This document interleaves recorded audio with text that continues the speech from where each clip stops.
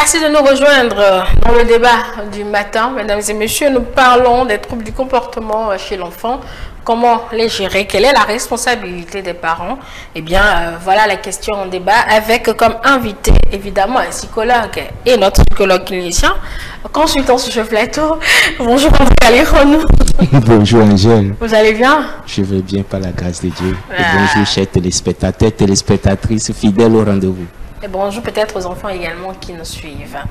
Et une mère qui est également coach dans plusieurs domaines. Bonjour à vous, Madame de Souyovo.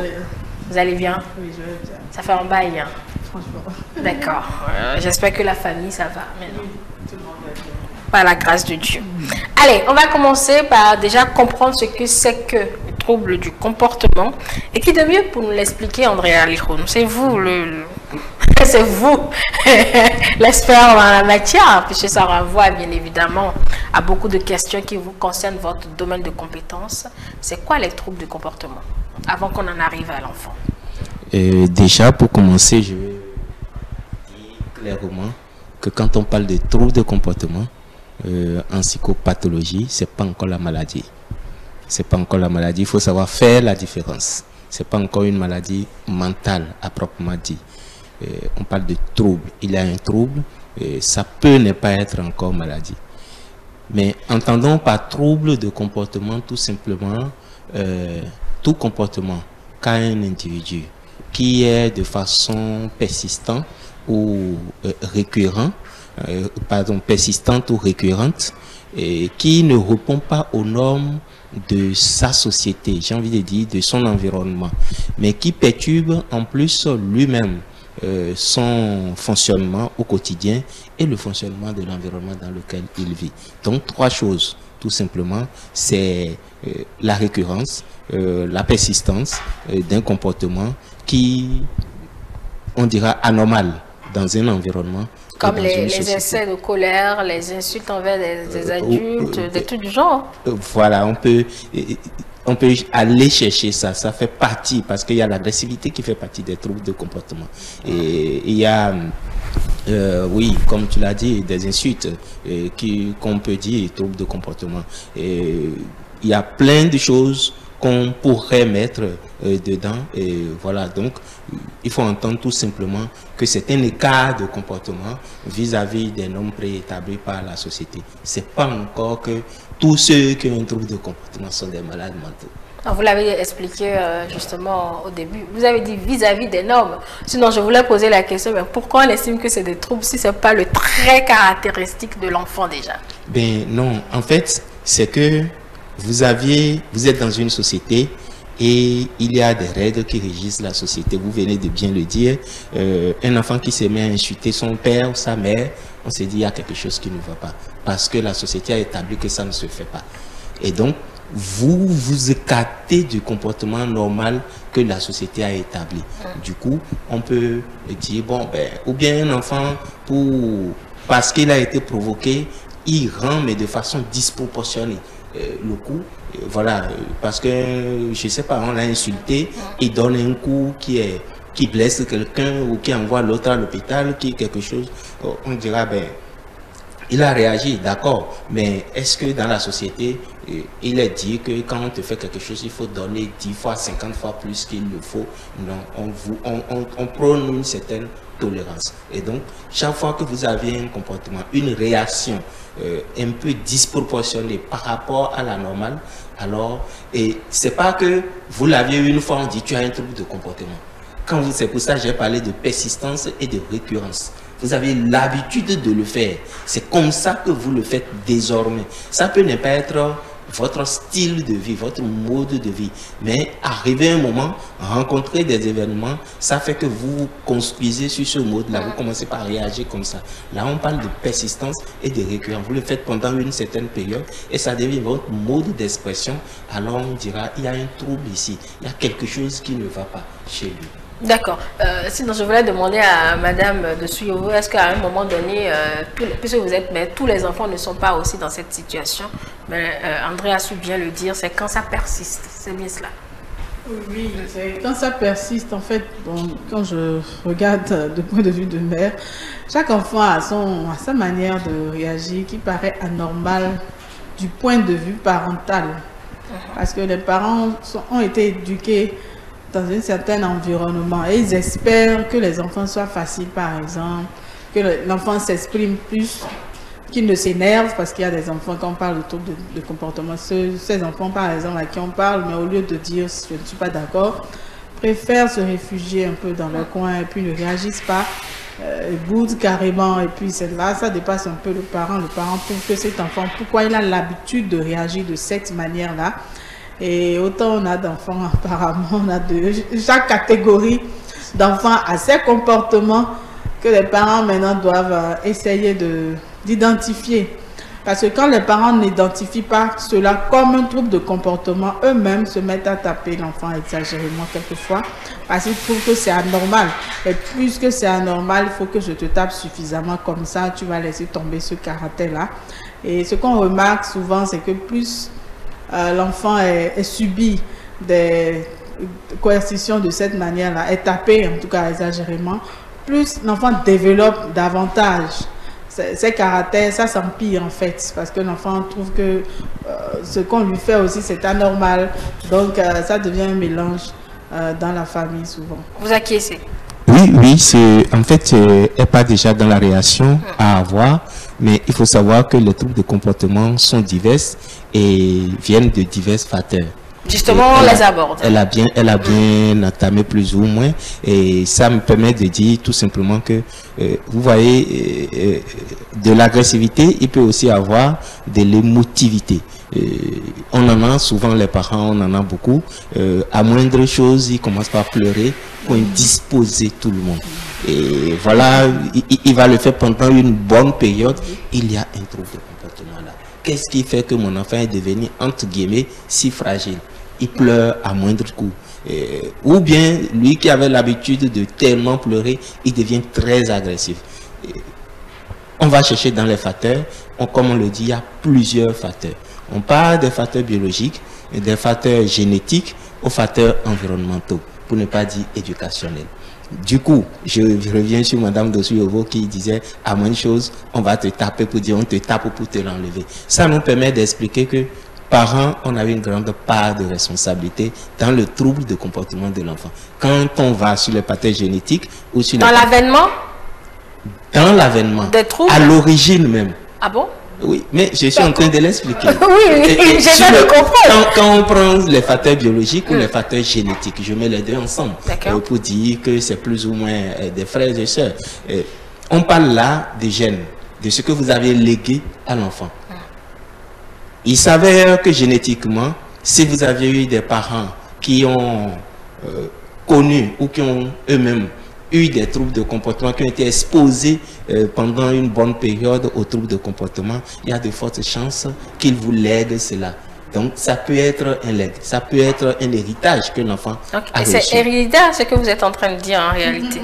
Les troubles de comportement peuvent être héréditaires.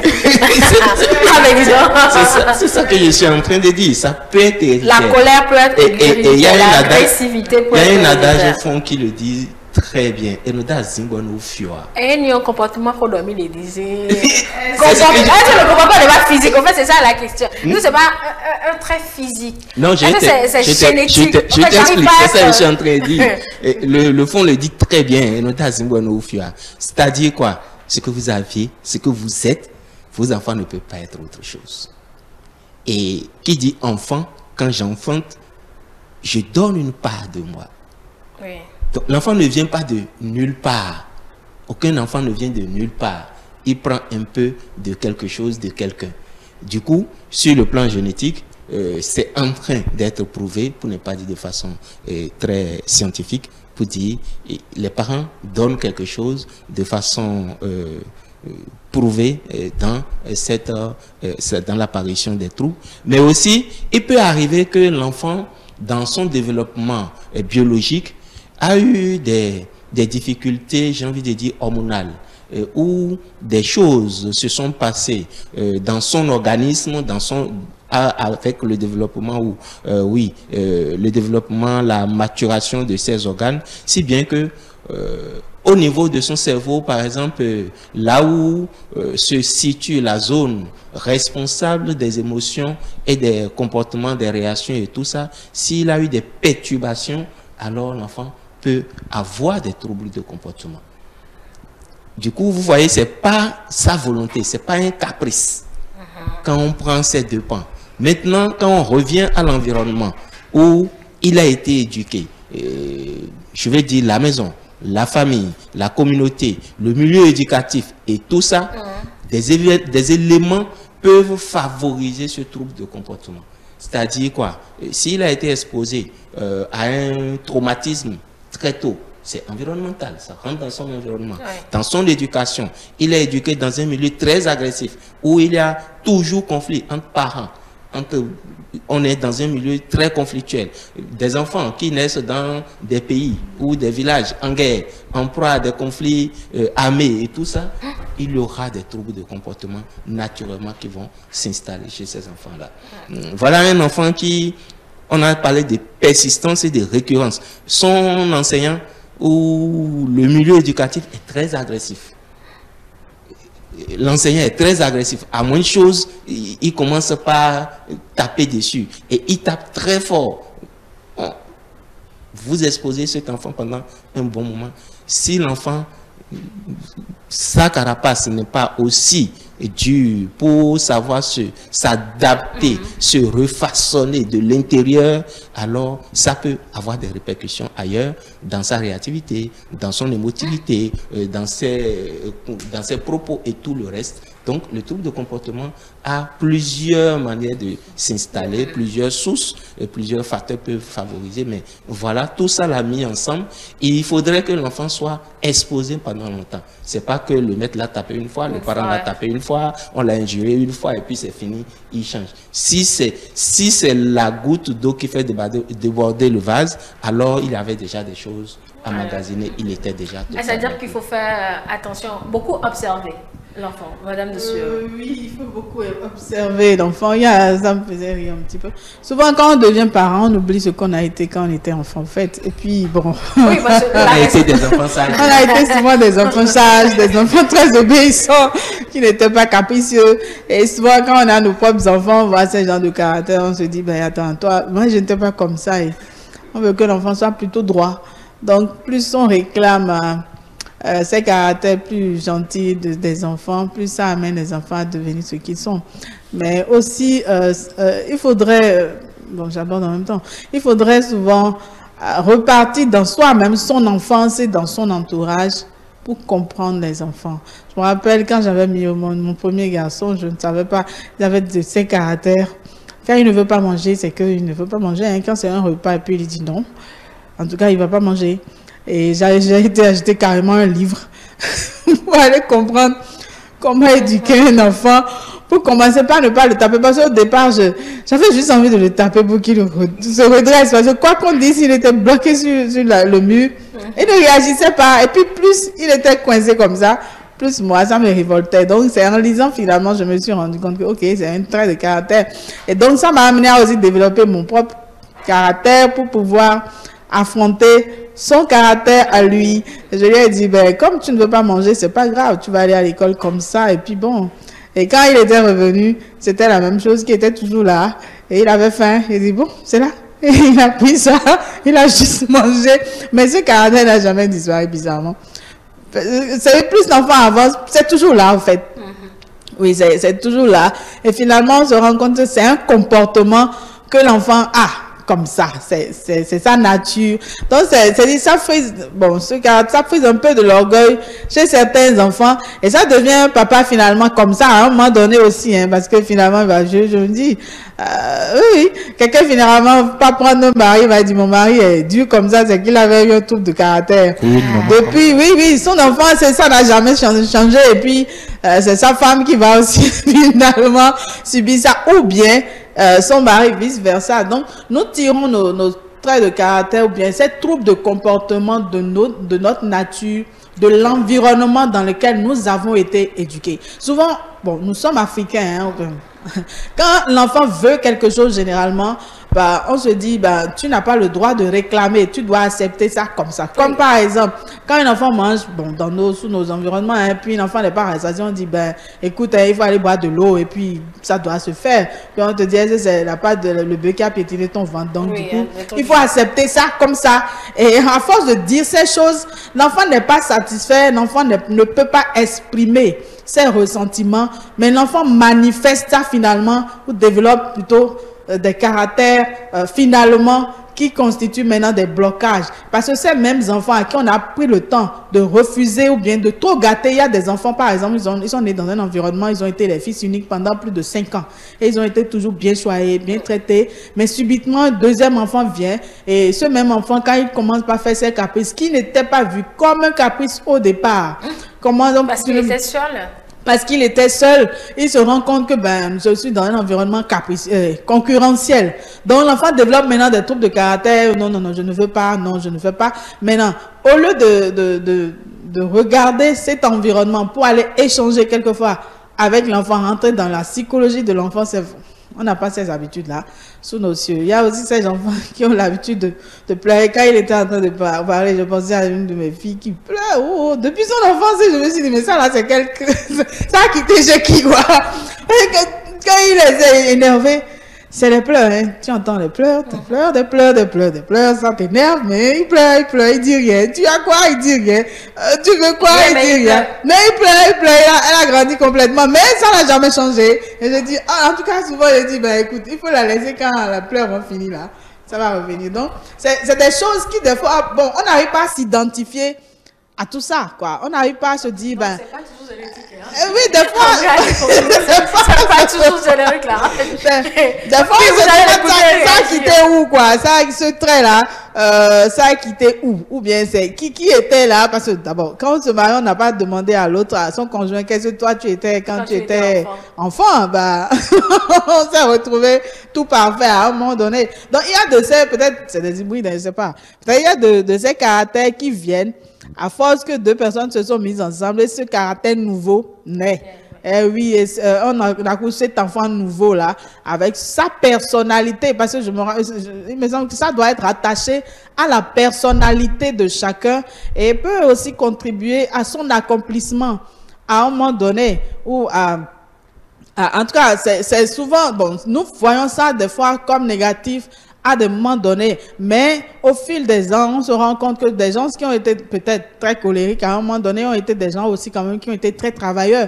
Donc, ces traits de caractère ne sont pas nécessairement négatifs, mais peut-être il faut les encadrer pour que ça n'amène pas des châtiments corporels inutiles qui vont empirer. Comme les enfants auditifs, c'est aujourd'hui, on s'en rend compte que non, il y a de ces enfants qui sont autistes et il faut les prendre comme tels. Sinon, il y a des familles où si tu as un enfant autiste, c'est pas évident, c'est comme il y a quelque chose qui ne va pas. Mais plus le temps, l'environnement avance, plus on découvre que c'est des enfants qui sont quand même très intelligents, hormis le fait qu'ils n'arrivent pas à exprimer leurs sentiments. Donc, les parents doivent aller davantage à l'école pour comprendre les troubles de chaque enfant et prendre ça plutôt avec plus de patience. Parce que quand on est parent, honnêtement, on n'est pas aussi patient que ça. On est plutôt difficile. Oui, parce qu'on veut on veut avancer, on veut aller vite. Voilà. Donc, du coup, l'enfant qui a ce genre de comportement, ben, franchement, on n'a pas la patience. On va lui faire un autre pour qu'il puisse... on va lui faire un autre pour qu'il puisse simplement se calmer. Moi aussi, on était comme ça avant, on nous a tapé. Donc, personne n'a échangé avec nous en son temps. Donc... Son exemple à elle, André Alironou, montre que certes, des facteurs... externes peuvent exister, mais générique semble quelque peu, enfin génétique j'allais dire, semble quelque peu limité. Moi, ma question, est-ce que simplement, c'est pas le caractère même inné de l'enfant qui s'exprime, même si ça va perdurer sur là, c'est pas le caractère inné de l'enfant. Puisqu'on cherche à comprendre la chose avant de savoir comment les gérer. Merci Angèle de donner la réponse à ta question. Ah non, j'ai posé la question. Tu as confirmé. Oh non, ce que j'ai dit au départ, c'est que voilà comment dire, des sphères sur lesquelles on peut surfer pour essayer de comprendre les troubles de comportement chez un individu. Et donc, il y a évidemment des sphères, les facteurs génétiques, oui, il y a des facteurs biologiques et des facteurs environnementaux. Mais je n'ai pas dit que c'est juste un facteur qui va être responsable de cela. Mais il existe des possibilités et qu'il y ait legs de gènes à un enfant. Donc, il ne faut pas écarter cela. D'accord. C'est aussi une responsabilité. C'est aussi... Mais dans tous les cas, le trouble de comportement n'apparaît pas comme un coup de tonnerre dans un ciel serein. Vous avez dit qu'il faut observer ça selon... C'est-à-dire, l'enfant a fini d'éprouver, c'est quand il a fini d'éprouver son mécanisme de défense, c'est sa résistance qu'il extériorise son ras-le-bol, si je peux dire ça. Là, il est dépassé, il n'arrive plus à contenir. Quand le trouble de comportement apparaît, ça veut dire que l'enfant, disons-le, c'est un SOS. Ah bon? Il ne peut plus, il te dit, elle a dit... Quand il est agressif, c'est un SOS. Mais voilà, je suis agacé. Quand il refuse d'obtempérer, c'est un SOS. Par définition, trouble de comportement, il faut comprendre que ça dérange la personne qui exerce ce trouble, pour ne pas dire qui manifeste ce trouble, et ça dérange aussi son environnement. Oui, absolument. Donc, c'est pas comme s'il le fait pour déranger l'environnement sans être inquiété. Il le fait pourquoi? C'est sa manière à lui de dire, voici, il y a un problème. Maintenant, il faut l'écouter. Elle a bien dit, quand son garçon veut pas manger, il se met dans un coin et quel que soit ce que tu feras, il ne mangera pas. Mais en ce moment, elle n'a pas cherché à comprendre. Peut-être que oui. Hein. Qu'est-ce qui fait que, sur quoi il se comporte comme ça? Et c'est là qu'on interpelle les parents. Parce que quand il le fait, ce n'est pas tous les repas non plus. Il fait ça. C'est pas sur tous les repas, madame, dessus. Ça, c'est juste une question. Et ce n'est pas sur toutes les situations non plus qu'il le fait. Donc, il y a des facteurs qui font que ça va apparaître. Comme on le dit, si vous vivez dans un milieu agressif, si vous êtes vous vivez avec des parents démissionnaires, permissifs, et si vous vivez avec des parents tout le temps en conflit, vous êtes, je ne sais pas, vous vivez dans un milieu très pauvre, vraiment pauvre, où vous manquez du minimum. Tout ça, ce sont des facteurs, ce sont des choses qui peuvent susciter en vous une certaine révolte. Une certaine on n'est pas pauvre exprès, si je m'en tiens à cet exemple. On n'est pas pauvre exprès. Les inégalités sociales existent. Il va arriver un moment où vous vous dites, mais mes parents ne se battent pas assez. Nous tous, on l'a dit. Parce que adolescent, arrivé un moment où on se dit, ben, pourquoi ils n'ont pas fait ci, pourquoi ils n'ont pas fait ça? On est en quête de réponse. Donc il va arriver un moment où vous allez, quand vous vivez dans un couple conflictuel où papa, maman sont là tout le temps à voir qui est le plus fort en bosse, il arrive un moment où la fille dit, mais maman, pourquoi elle se laisse faire autant? Pourquoi depuis elle n'a pas encore tué? Et quand vous êtes dans un milieu que c'est un garçon, il arrive un moment où il dit, ben, il faut que moi je sois plus fort que papa. Toutes les femmes que je vais rencontrer, c'est ce que j'ai vu faire. Il faut que ça s'arrête. Il faut s'imposer par la force à la femme. Donc, vous arrivez à communiquer ces choses-là aux enfants. Soyez prêts qu'ils puissent, n'est-ce pas, réagir par rapport à un certain nombre de choses. Parce qu'on l'a bien dit, hein, on est tous égaux. On a tous en nous vraiment ce qu'il faut pour vivre équilibré, pour vivre épanoui dans ce monde. C'est l'environnement qui maintenant nous amène à déterminer sur quel bord nous allons nous pencher. Et c'est notre environnement là qui va nous permettre de dire, ah, ici, nous sommes dans une jungle, d'accord, je n'accepte pas mon destin, donc il faut que je me batte. Et comment je me bats? Avec les armes que j'ai. Le monde n'a jamais été juste envers personne, mais chacun se bat. Et chacun se bat avec les armes qu'il a. Donc, l'âme que son fils a trouvée pour se faire entendre, c'est dit, je ne mange pas. Et il se bloque là. Est-ce qu'il n'attire pas son attention pendant une certaine période? Elle ne se concentre pas sur lui, même si c'est souvent, parents, c'est notre défaut. On ne se concentre pas sur le problème. On n'attend pas à voir c'est quoi le problème. Mais au moins, l'objectif premier de l'enfant est atteint. Il attire ton attention. Tu te concentres sur lui pendant un moment. Maintenant, c'est de trouver les mécanismes pour que pendant ce moment, ce ne soit pas un temps perdu pour toi. Parce qu'elle est exaspérée à la fin, elle dit, ben, oui, parce qu'on prend ça pour des caprices. Je dépose le truc là, quand il va retourner, il va revenir fin. Mais si entre-temps, son enfant trouve la chimie à l'école avec l'aide d'un camarade, il se nourrit bien, s'il revient, il va continuer. Hein. Elle va penser qu'elle est en train de le punir. Mais il va au travail, il va à l'école, il se nourrit très bien, il revient. Et là, le caprice va s'associer à ce trouble pour l'amplifier. Du coup, l'objectif premier de l'enfant est toujours atteint. Mais il faut dire, d'abord, ce n'est pas encore une maladie. On parle de maladie, surtout quand c'est avéré, lorsque il y a atteinte dans les zones du cerveau et que c'est plus ou moins physique, ou ça se manifeste dans le comportement. Vous voyez que il n'arrive pas à expliquer pourquoi il agit comme ça. Il est très agressif, il est très émotionnel, il pleure à moins de choses, mais il ne sait pas ce qu'on... Il ne peut pas. On l'a aidé, mais il n'arrive pas. Quand on fait les investigations, on voit que dans son cerveau, il y a quelque chose qui ne va pas. Là, on peut encore spécifier l'accompagnement. Mais si c'est lié à son éducation, c'est souvent réactionnel. C'est souvent un SOS où l'enfant est en train de dire « Je n'arrive pas à m'adapter à tel type d'éducation que vous êtes, à tel type de comportement que vous êtes en train de me poser. Aidez-moi à trouver en moi-même les ressources nécessaires pour pouvoir m'adapter à cela. » Ce n'est que ça. C'est souvent pas... quand c'est caprice, souvent les troubles de comportement capricieux, ça ne dure pas dans le temps. Ça ne dure jamais dans le temps. Ça ne va pas avoir, ça ne va pas réunir les 3 critères que j'ai cités. Le caprice ne va pas être persistant, récurrent. Ce n'est que ponctuel, en fait. Ça va être ponctuel et ça va être adapté. Il va s'adapter à des situations, ça va être flexible. Il va jamais le faire de la même manière, avec la même rigidité. Et puis, c'est comme si vous appuyez le bouton, la main, il déroule. Ça ne va jamais être ça. Le caprice, l'enfant, ça va être maniable, ça va être flexible. Donc, il faut savoir, et malheureusement, parents, souvent, tout ce qui vient d'enfant là, c'est caprice. On a oublié que nous-mêmes, on a été enfants. Bon, vous vous rappelez de votre enfance, vous? On oublie très vite ça. Ah non, ah non. Il y a des choses, quand tu vois chez ton enfant, tu te dis, bon, toi, là, ça, c'est moi, ça. Oui, ça, c'est quelques épisodes dans le temps. Ça, c'est quelques épisodes. Non, mais quand on a été enfant, on s'en rappelle pas. Un bon enfant, quand tu as bien grandi, et quand tes enfants, tes enfants, tes neveux commencent par faire des choses, tu te dis, bon, allez vous renseigner, j'ai fait pire que vous.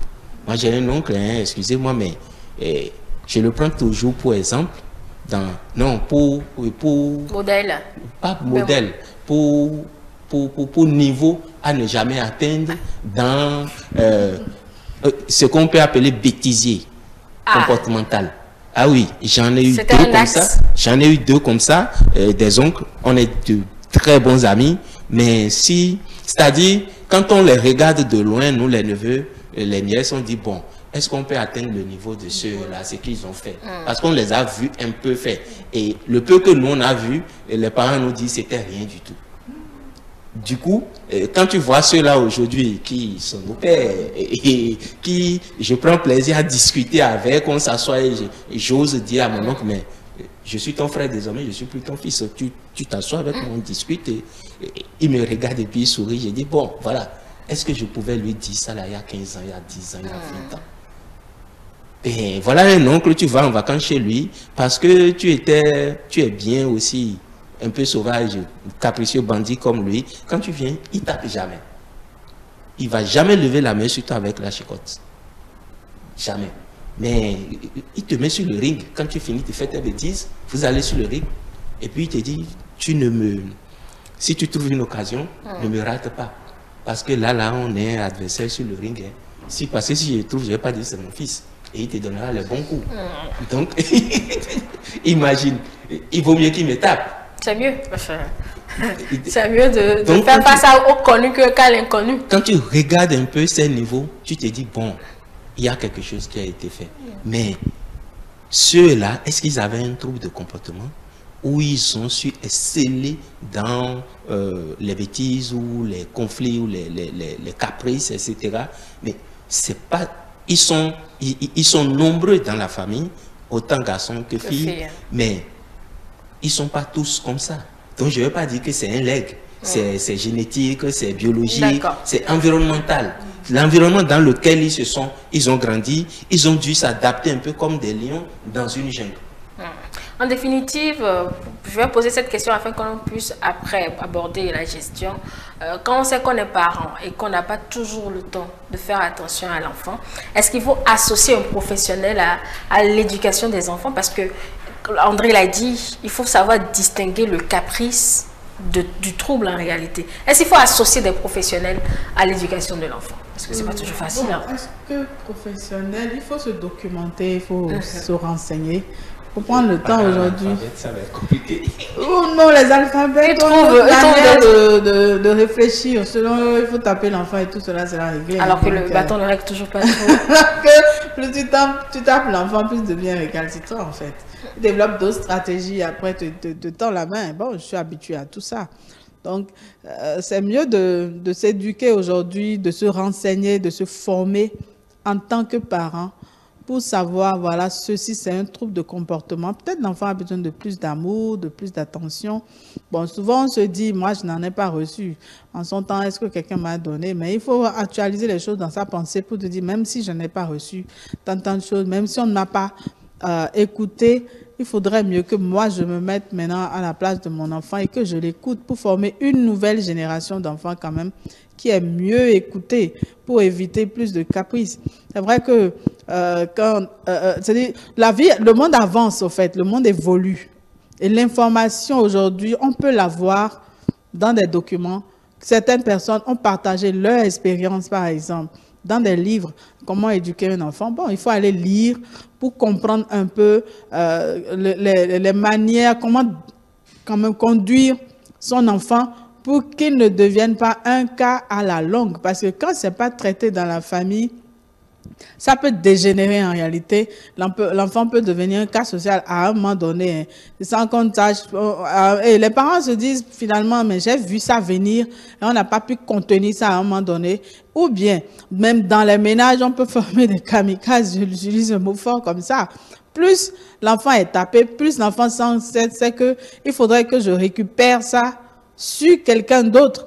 Il faut que je le fasse aussi, que je le fasse subir aussi à quelqu'un d'autre. Or, par l'amour et par la compréhension, par l'information, ce que nous sommes en train de faire aujourd'hui, c'est l'information qu'on est en train de donner à ceux-là qui vont suivre pour qu'ils comprennent que quand même, bon, mon enfant, c'est un trouble de comportement, c'est pas une caprice qu'il a développé, qu'il faudrait qu'on coupe ça, parce qu'il y a de ces adages, on dit, donc, bon, si nous, il y a des adages, ils font là, et il faut couper rapidement la queue à ce qui est en train de s'agir, la racine du mal, ou bien on dit que même si la tige du gombo est partie en haut, il faut ramener ça en bas rapidement pour que ça ne me dépasse pas. Il y a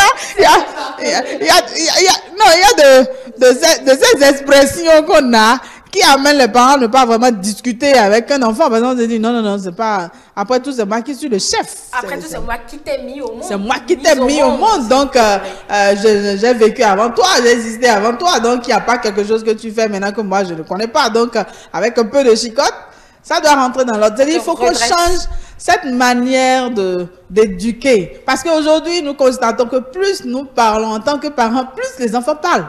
Quand tu dis plus tu sors les mots, plus les enfants vont rester debout devant toi, hein, te citer les mots, hein, puis se mettre à rire. C'est que ça ne leur dit rien. Alors qu'en notre temps, quand le parent commençait pas à parler quand même, nous on essayait de disparaître avant de réapparaître peut-être dans un autre coin. Mais aujourd'hui, les enfants d'aujourd'hui ne sont pas comme ça, hein, ils écoutent pas, hein. Puis ils ont les mots, ils maîtrisent tous les vocables, si c'est ça. Donc, il faut l'éducation aujourd'hui, on voit les réseaux, on voit les caractères, les comportements dans les films, par exemple. On voit que, bon, les gens font ça dans les films et puis rien ne se passe. Pourquoi je ne peux pas aussi faire ça à la maison, après tout? Ou bien les enfants qui sont livrés aux dessins animés. Il y a des dessins animés, par exemple, là, qui amènent nos enfants à développer correctement ces manières-là. Et ils se réfugient dedans. Et c'est en suivant un de ces dessins animés avec mon fils, j'ai dit, ah, mais cette manière de faire là, c'est là-bas, je retrouve ça de l'autre côté. Donc, et c'est des choses aujourd'hui, on laisse les enfants à ça pour qu'ils ne nous dérangent pas. Les dessins animés sont innocents. Voilà, c'est pas si innocent que ça. Ça encourage l'enfant à rester dans ce comportement capricieux parce qu'il se dit, dans le dessin animé, le parent quand même était là, l'enfant a fait comme ça et puis ils ont réussi. Donc, en veillant un peu à l'éducation de nos enfants, soit en voyant, c'est-à-dire il faut aujourd'hui avoir un peu plus de temps, même si c'est en fin de semaine, je ne sais pas comment, pour suivre aussi comment les enseignants à l'école les maltraitent aussi quelquefois, parce que il y a de ces maltraitants en griffe, j'utilise le mot comme ça, à l'école, qui amènent nos enfants à être en colère contre les parents, parce que c'est nous qui allons payer la contribution dans ces écoles-là, et on ne suit plus. Ça fait que l'enfant est en colère. Et puis bon, ok, c'est toi qui m'as mis là-bas. Non, ok, tu auras les conséquences. Et aussi longtemps qu'on n'a pas échangé avec l'enseignant et l'environnement quand on n'était pas là, on ne sait pas souvent d'où est venu tous ces comportements-là. Et bon, on subit. Et soit c'est des révoltes, soit c'est des agressivités, soit c'est le silence plat, tu parles, l'enfant ne répond pas. Il t'ignore complètement. Parce ça, c'est le trouble même qui est énervant. Oui, oui. C'est le plus énervant de tous. Au moins, quand il te parle, mais quand il te dit quand il te parle, il dit non, moi je parle et toi tu parles. Il dit rien. Il s'en fout. Quand il s'en fout, il dit rien. Et puis, bon, après il se couche, il dort. Et puis le matin, il a oublié même qu'il a fait ça. Mais une autre situation, il répète encore. Donc, il n'a encore rien fait de spécial. Tu vois, donc, mais en creusant un peu cet abcès et en s'informant, on a un peu de patience à l'intérieur de soi. Parce qu'il ne faut pas quand même que les enfants nous dépassent. Il faut quand même avoir la capacité de gérer pour qu'ils comprennent que quoi qu'on fasse, c'est quand même leur bien qu'on cherchait au-delà de tout. Quand ça nous dépasse, ça devient un cas clinicien. Et c'est pour que ça ne nous dépasse pas que nos enfants les téléspectateurs. À son enfant, c'est la femme qui dit, mais ton enfant a besoin d'aller chez le psychologue. Il dit, tu n'as jamais vu un Béninois envoyer son enfant chez le psychologue? C'est chez les Blancs, ça. Bon, on continue. Faut pas que le cas devienne clinique. Alors, André, on va aborder la gestion des troubles de comportement. Oui, mais avant même la gestion, qui est très simple d'ailleurs, je pense que la gestion commence à la maison. La gestion avant d'aller sur un cas clinique pour dire que cela dépasse les compétences des parents ou de l'environnement adulte et qu'on a besoin de l'aide d'un professionnel, il faut que ça commence à la maison. À la maison, comment? On le dit souvent, il ne faut pas être professionnel pour être parent. On l'a toujours dit sur ce plateau, n'est pas parent qui veut, mais qui peut. Et dit, aujourd'hui, il y a tellement de choses qu'il faut prendre en compte. D'accord, le statut de parent peut surprendre, parce que de plus en plus, on se marie aussi vite qu'on se démarie, si je peux dire ça. Donc, c'est que on ne se marie pas pour les mêmes raisons que on devient parent. On ne se marie pas forcément, la plupart, pour ne pas dire la majorité des cas, on ne se marie pas pour devenir parent. Et c'est dans le mariage peut-être, dans la relation de couple, peut-être que la parentalité survient. Et là, il faut assumer. Ça devient une relation à vie qu'il faut assumer. Une responsabilité à vie qu'il faut assumer. Et ça devient difficile pour des personnes, pour ne pas dire toutes personnes, non préparées à cela. Et rares sont ceux qui disent, je vais aller en couple, me marier, devenir parent. Ceux-là, ils s'y préparent. Et ils assument. Mais malgré qu'ils se sont préparés, il y a des difficultés insurmontables. Et ça, il faut le reconnaître. Pour dire quoi? On ne se forme pas où il n'y a pas une école. Même si vous allez dans une école, aujourd'hui on le voit. Tu vas à l'école, tu finis de prendre ton diplôme. Si tu n'es pas allé sur le terrain, prendre des expériences, faire les stages, apprendre auprès de certaines personnes, avoir une certaine expérience, tu ne vas pas être expérimenté. Du coup, c'est quand on a un enfant, en même temps qu'on se forme. Oui. Oui. Et là, tu dois montrer en même temps que tu as une certaine expérience par rapport à l'enfant, alors que tu es en plein apprentissage. C'est ta première expérience, surtout pour les premiers enfants. Souvent, on dit les aînés sont les cobayes. Ils sont souvent les cobayes. Oui, parce que le parent apprend d'eux, mais le parent ne veut pas accepter qu'il est en train d'apprendre de lui. Et souvent, ces parents qui se mettent dans ce mode, c'est ça qui devient difficile. Donc, on n'est pas là pour dire, le trouble de comportement, comme on l'a dit, ça fait plus ou moins, ça fait partie des déviances comportementaux dans le développement de l'enfant. Il faut rester attentif. C'est la première chose à faire. Parce que l'observation reste de mise et reste prioritaire. Même quand vous allez envoyer chez un professionnel, il va vous poser des questions à titre d'écoute, à titre d'observation, mais pour comprendre. Vous êtes dedans, pourquoi vous ne cherchez pas à comprendre? Qui a encore le temps de comprendre un enfant? Enfin, non, c'est ce que je dis. Vous êtes toujours avec lui. Vous ne voulez pas comprendre. Et vous dites, ok, j'ai l'argent, quand ça va déconner, je vais l'envoyer chez un professionnel pour régler. Vous êtes en train de démissionner. Or, la démission, l'inexistence des parents fait partie des facteurs de troubles comportementaux chez les enfants. Votre absence, présence absente, fait partie des raisons pour lesquelles votre enfant peut faire des caprices, si je peux dire, ou peut avoir un trouble de comportement. Et du coup, il faut apprendre à assumer sa responsabilité parentale.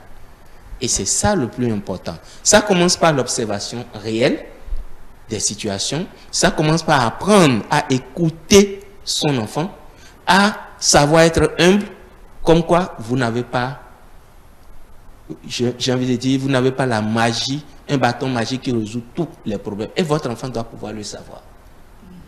Apprendre à l'enfant que la vie est linéaire. On va à l'école, on réussit à tous ses examens, on passe de classe en classe, on finit ses diplômes, on a un travail. C'est faux. Le primaire est plus facile que le collège plus facile que l'université. C'est faux. Il faut dire la vérité aux enfants. Il faut oser dire les choses comme il se doit pour que l'enfant déjà fasse la part de son travail pour vous faciliter votre travail. Mais quand vous pensez que c'est un enfant et que c'est vous qui avez la responsabilité de ses premiers pas, de ses premiers mots, de ce qu'il va manger, de ce qu'il va penser, de ce qu'il va s'habiller, de ce qu'il va dormir, etc., etc., vous prenez des charges qui ne sont pas les vôtres. Et ça va peser lourd sur vous. Mais après, vous allez trouver que c'est lui qui ne fait rien. Mais vous ne lui avez pas donné l'opportunité de faire.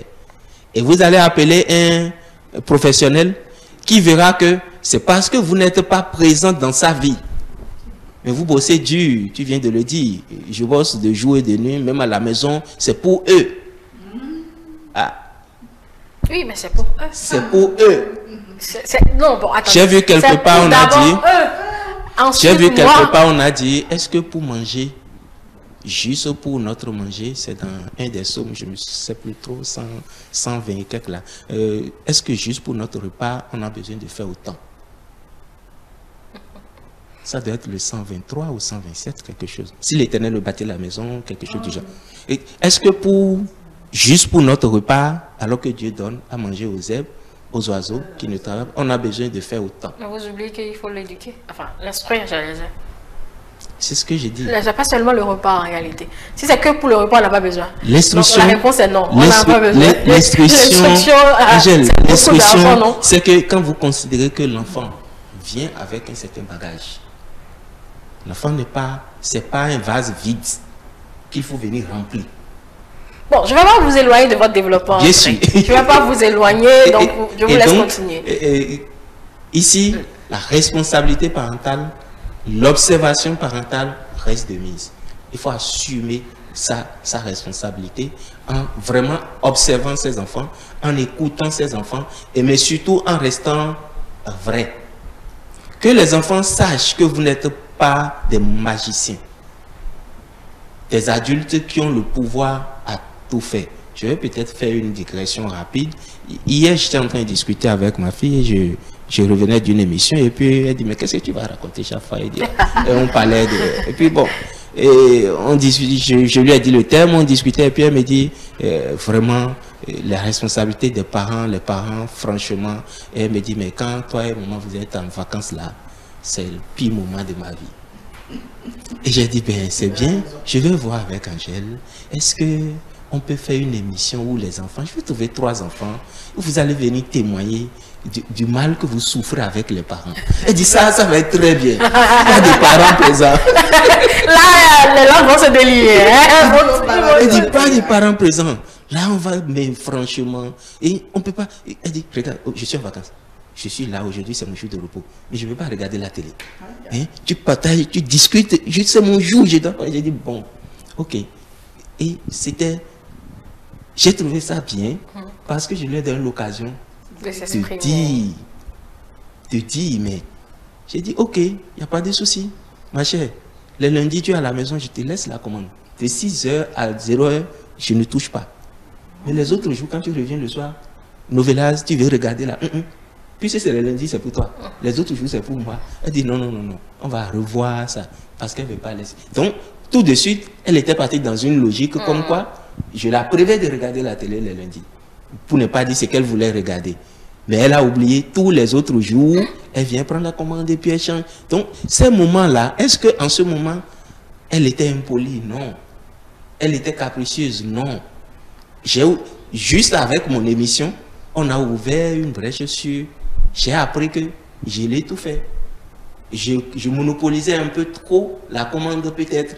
Donc, voilà. Et les moments où on est tous à la maison, surtout que je ne sors pas souvent là, c'est des calvaires pour elle. C'est des moments où il faut comprendre que, voilà, il faut trouver le moment de dire, parce que quand vous êtes là, voilà, ce qu'elle reproche, il faut cuisiner au moins 4 fois dans la journée quand vous êtes là. D'accord. Tu vois? Donc, ce sont des moments qu'il faut apprendre à vraiment écouter les enfants, à observer pour nous faciliter nous-mêmes le travail. Maintenant, quand ça arrive, le trouble de comportement arrive, il faut forcément, quand vous voyez que vous n'y arrivez plus parce que les réponses sont souvent dans l'environnement. Les parents, je ne fais pas, je suis un professionnel, c'est mon travail, je ne vais pas mentir aux gens ici sur la télé. Vous pouvez trouver solution à la plupart des troubles de comportement chez vos enfants. Avant de dire que vous voulez aller, excusez-moi, gaspiller de l'argent chez un professionnel, la solution se trouve toujours chez vous. En réalité. Parce que le professionnel va avoir besoin de vous, de vos réponses, de vos éléments d'observation pour vous aider. Alors que c'est déjà là. C'est votre enfant. Tout ce qu'il demande, c'est un terrain de négociation. Et c'est ce qu'on fait avec. Quand on rentre en thérapie, on rentre dans une thérapie de négociation. Parce que pour régler les troubles de comportement, c'est souvent les psychothérapies cognitivo-comportementales ou des thérapies familiales. Familial, oui. Des thérapies familiales, des thérapies de groupe qui vont permettre à chaque partie de s'exprimer, de mettre la balle à terre, d'exposer leur mécontentement. Et chacun va comprendre et on va faire des conceptions. Chacun va dire, bon, je sais d'ici, que ça, j'ai compris, mais ça, je ne peux pas laisser. Et puis ça part. Pourquoi vous ne pouvez pas faire ça avec vos enfants? Avant d'aller dépenser de l'argent. Parce que le fait d'appeler tout de suite à moins de rien un professionnel, ça confirme à l'enfant que vous êtes démissionnaire.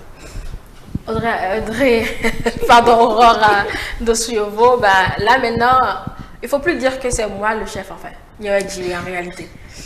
Parce que le Nyawedjiwe là, il y a Donald également. Je dois aussi t'écouter. Effectivement, je dois avoir le temps de t'écouter. Et c'est le temps d'écouter l'enfant là qui pose problème. Soit des fois, il y a aussi des parents qui parlent un peu trop. Et le fait de trop parler fait que l'enfant se recovie ou développe aussi de cette trouble de comportement là. Dans le parent aujourd'hui, les enfants sont trop sensibles et trop émotionnels. Excuse-moi, le Nyawedjiwe là, l'autre responsabilité, c'est que c'est moi qui te mets dans ce problème. En vrai, ça c'est extrême.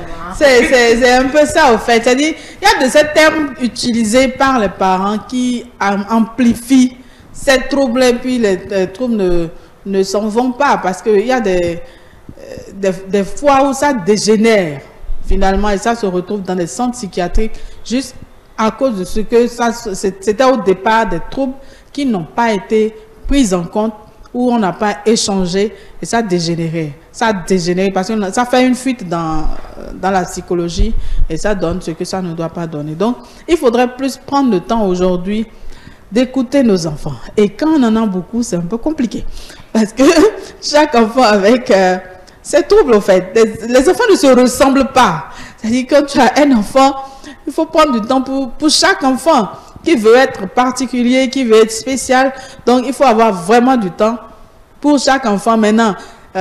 Essayez d'être vrai, effectivement, avec les enfants pour leur expliquer que bon, je dois le faire. Parce que quand l'enfant se met dans la tête que tu dois ou tu devrais le faire et tu ne l'as pas fait, ça aussi, ça crée des troubles agressifs ou bien tu l'as fait ou bien essayez de ne pas différencier ou préférer un enfant à un autre. Des fois, les plus petits ont plus d'attention que les plus grands, que les aînés. Puis on en met au monde. Le chouchou, c'est le tout dernier, ou bien le deuxième ou le troisième, et l'aîné est un peu négligé. Donc, il faudrait avoir un peu plus de temps pour chaque enfant, pour éviter cette trouble. Parce que quand ça commence, l'aîné peut commencer par prendre son second là, comme chose là, problème, et commencer par le taper à moins de choses. Il le tape sauvagement parce qu'en fait, c'est toi, il cherche, mais comme c'est lui que tu aimes tellement là, il le tape pour que tu réagisses, pour que ça te fasse mal. Donc, parce qu'on se dit, bah, c'est l'enfant chouchou de papa. Si je le gère ici maintenant, là, et tous vont s'entendre. Donc, il faudrait avoir plus de temps pour chaque enfant et considérer que les enfants sont différents, au fait, les uns des autres. Les enfants ne doivent pas être nos copies-collées. Ils ne nous ressemblent pas des fois, ou bien ils ne sont pas exactement ce que nous aurions souhaité. Mais en travaillant sur chaque enfant, ils peuvent donner le résultat que nous aurions souhaité ou que nous souhaitons. Parce que c'est vrai, on veut des enfants parfaits au départ. Mais c'est en travaillant peut-être dans la famille ou en échangeant ou en veillant à ce qui peut faire mal à l'un et essayer de mesurer un peu ce que nous-mêmes nous sortons de nos bouches dans l'oreille des enfants, ou bien nos comportements en tant que couple même ont aussi de ces répercussions, voir comment les parents se parlent, parce que les enfants peuvent mal interpréter déjà la manière dont les parents sont vis-à-vis d'eux, et peut-être, bon, les parents sont en train de peut-être t'insulter, mais entre eux, c'est pas encore aller trop loin.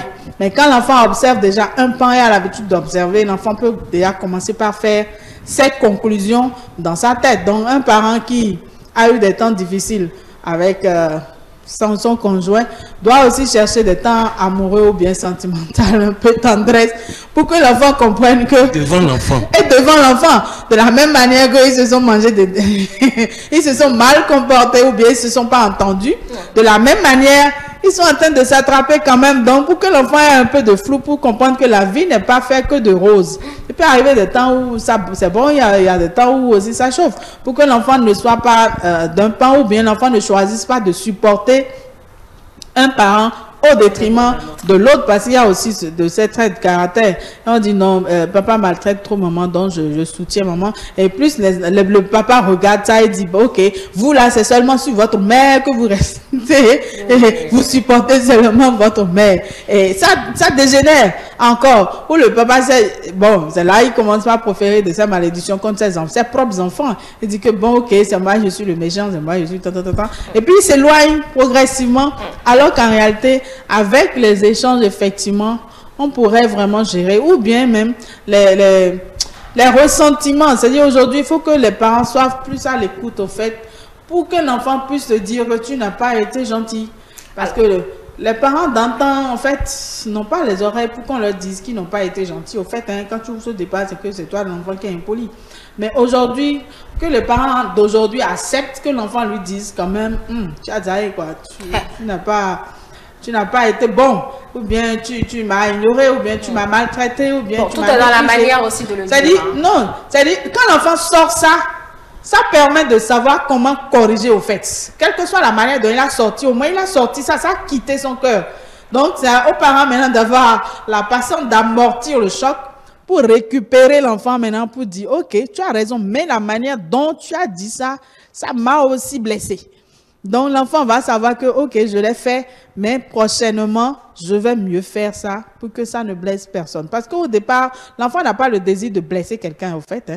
L'enfant, bon, il réagit, il s'en fout de sa réaction. Donc, il faudrait avoir un peu plus de patience en tant que parent. C'est vrai, aujourd'hui, la recherche de quoi donner à manger, de quoi prendre soin. Non, la recherche de gain, de l'argent fait que tout le monde est occupé. Et puis le soir, même quand tu rentres à la maison, ta tête n'est même pas là. La tête de chaque parent, c'est autre chose. Bientôt, la rentrée va commencer, les vacances, les enfants sont là, et la charge de la télévision augmente quand c'est les vacances.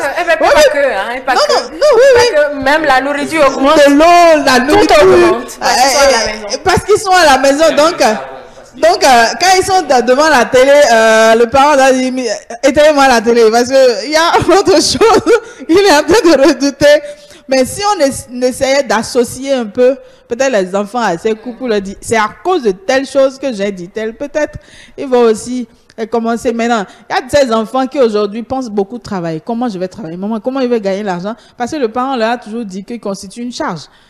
Vous me faites beaucoup dépenser. Ça fait que l'enfant, au lieu d'être épanoui en tant qu'enfant, regarde plutôt comment amener de l'argent pour ne plus entendre cette phrase de je dois faire telle chose pour vous, c'est à cause de vous que je ne me suis pas réalisé, c'est à cause de vous, je suis en train de faire telle chose. Et ça fait que les enfants se voient un peu indexés ou bien se voient comme une charge. Plutôt que de voir que non, quand même, je suis enfant. Je n'ai pas à réfléchir à ça. C'est mon père, c'est son droit ou bien c'est son devoir. C'est son devoir. C'est normal que je jouisse de ça. Quand j'aurai l'âge, je vais faire ma part. Donc, ce n'est pas maintenant que je vais commencer par fuir les études, comme on m'a dit, pour commencer par réfléchir à comment gagner l'argent. Donc, il faut manager vraiment. Il faut beaucoup travailler avec... en tout cas, que nous soyons un peu plus patients en tant que parents pour faire réduire un peu ces troubles de comportement. Alors, la dernière question, pour qu'on puisse, avant qu'on ne conclue, André Alirono, est-ce que ces temps d'écoute et de parole marchent toujours? C'est systématique? Non, pas systématique, ça dépend de la profondeur du trouble. Ça dépend vraiment de la profondeur du trouble et ça dépend des caractères de votre enfant. Et aussi du mode que vous avez utilisé pour aller maintenant dans la relation d'écoute avec l'enfant. Quand c'est un mode dictatorial où il a l'impression qu'il vient convoqué dans un commissariat pour répondre à des comment dire, aux questions, à l'interrogatoire, comme on le dit, du commissaire, et il ne va pas venir de façon relaxe dans un mode non plus de résolution. Il viendra avec un peu de réserve. Tout ce qu'il faut, c'est de créer un environnement sécuritaire. Et c'est tout ce que l'enfant demande. Est-ce que cet environnement me rassure, me protège? C'est tout ce que l'enfant demande. Est-ce que le faire comme ça ne fait pas du parent des obligés des enfants? Des obligés. C'est-à-dire des subordonnés. On est contraint. Est-ce que c'est pas on est contraint à... Votre enfant adopte des ces exigences, voilà. Non, pas du tout. Il n'y a pas de niveau. Vous voyez, on dit souvent, dans le développement de l'enfant, il va arriver des moments où, si tu veux que ton enfant puisse, comment on appelle, renforcer son caractère de conquérant, que tu puisses lui céder des parcelles de pouvoir. D'accord. Il faut pouvoir céder des parcelles de pouvoir. C'est-à-dire quoi? À un certain âge, l'enfant te cache quelque chose. Il veut jouer avec toi, j'ai dit n'importe quoi. Il est en train de jouer avec toi, il dit on joue au cache-cache, il met une boule, il cache. Quand il vient comme ça, il a fait une erreur. Tu vois la couleur. Bon parent, ne sois pas tout le temps à chercher et à gagner tout. Tu as bien vu que c'est à droite. Mais dis-lui d'ouvrir la main gauche. Et il va être content de t'avoir gagné.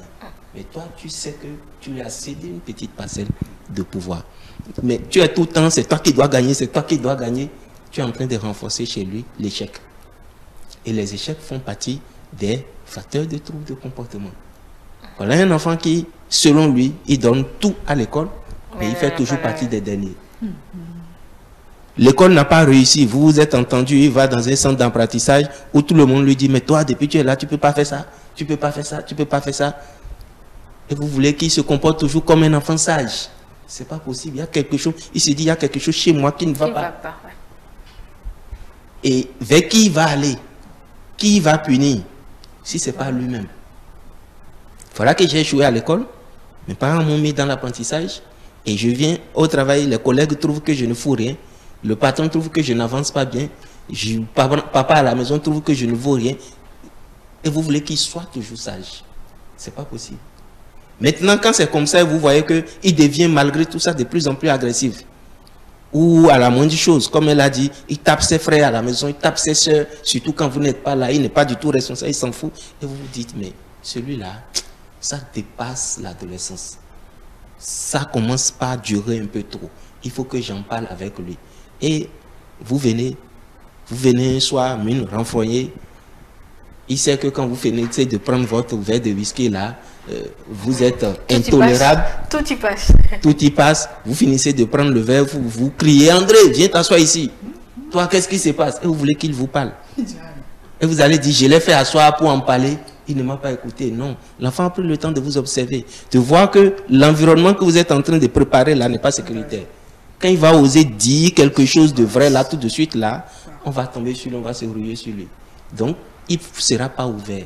Et c'est pas que en ne prenant pas ce whisky ce jour-là, c'est-à-dire en ne montrant pas des signes d'agressivité ou d'insécurité pour lui, que vous le mettez dans une bonne condition, ou peut-être vous sortez le soir un peu plus tôt, vous passez dans son travail, et puis vous discutez avec le patron qui vous dit des choses, dit non, il est beaucoup plus intelligent que ça, qu'il l'entende, que son père est en train de l'apprécier malgré tout ce qu'on est en train de dire, et que vous le fassiez sortir, vous sortez avec lui ou vous le ramenez à la maison sans lui faire de reproches sur tout ce qu'on vous a dit, qu'il a daté dans l'atelier ou tout, ça va le surprendre. Et quand 2 jours, 3 jours, vous allez le faire asseoir pour dire qu'est-ce qui s'est passé. Il va être beaucoup plus ouvert.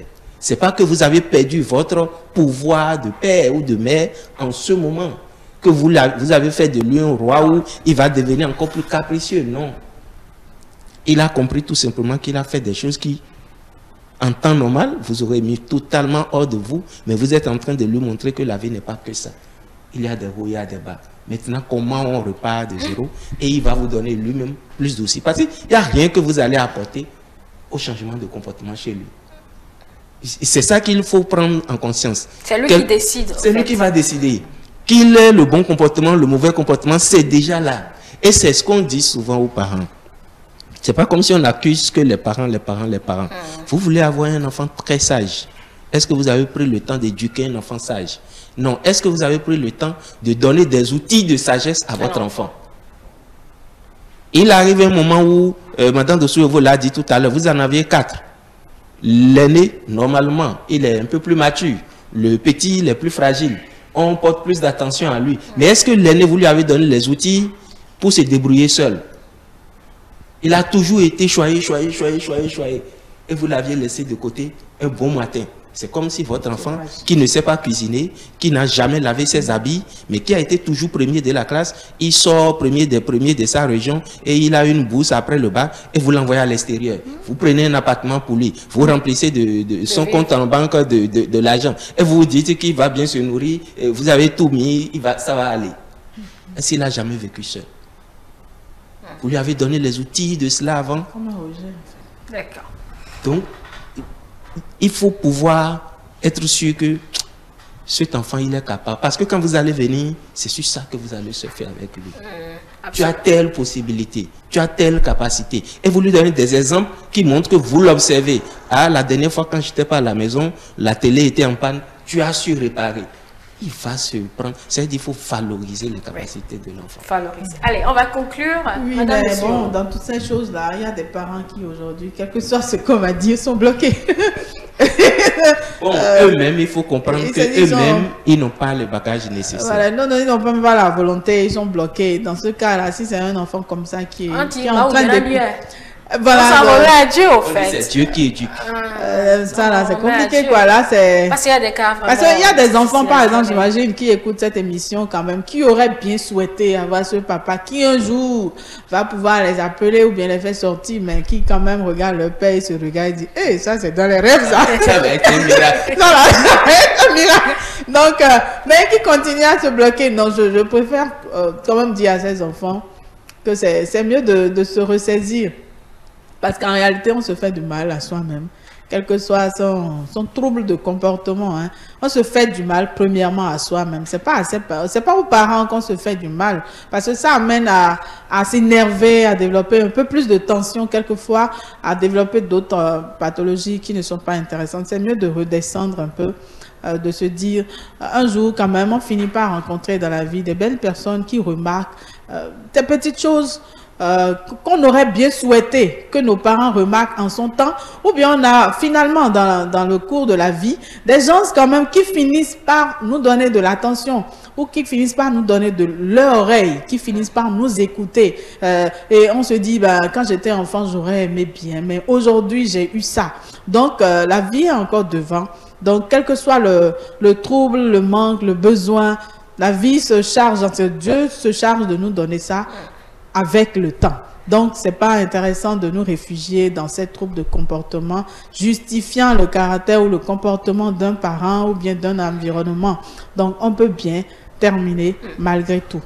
Merci beaucoup. Oui, André, on conclut. Oui, ben, je vais juste enchaîner en disant, vraiment, c'est aux enfants, c'est vous qui perdez au finish.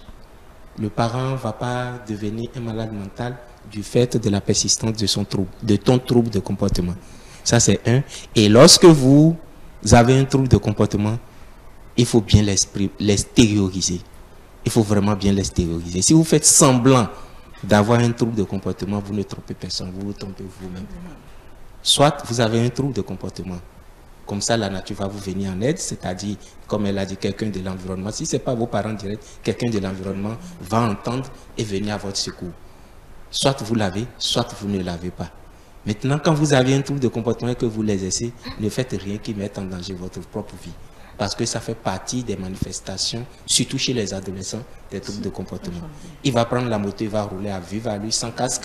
Il arrive à un carrefour, il n'espère pas, il veut défier tous ceux qui vont passer au carrefour en allant droit, en se disant, bon, je vais passer.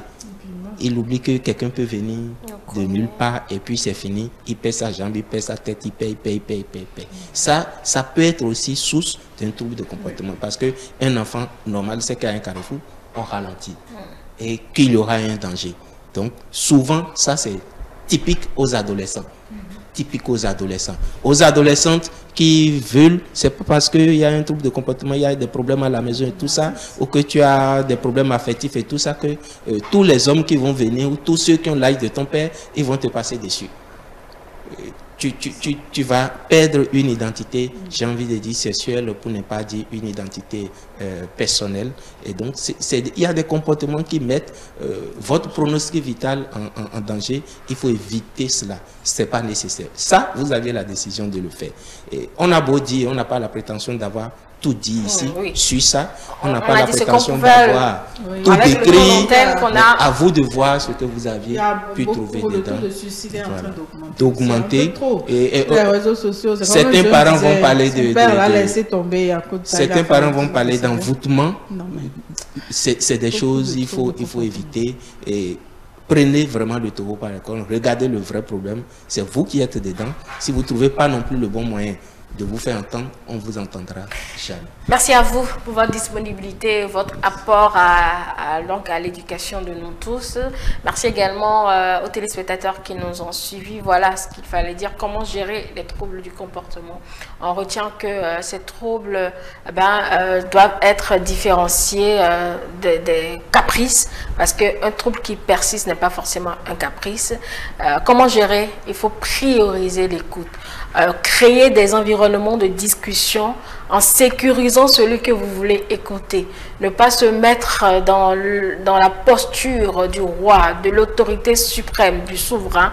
André a dit d'apprendre à céder quelquefois quelques parcelles de pouvoir à votre enfant pour donc créer cet environnement d'aimabilité, de convivialité, afin que l'enfant qui se manifeste peut-être difficilement, c'est à travers ces comportements que vous n'appréciez pas, puisse s'ouvrir à vous et vous parler, et ainsi le problème sera réglé. Mais quand ça vous dépasse, autant consulter, hein, parce que des fois ça entraîne à... Oui, bon André.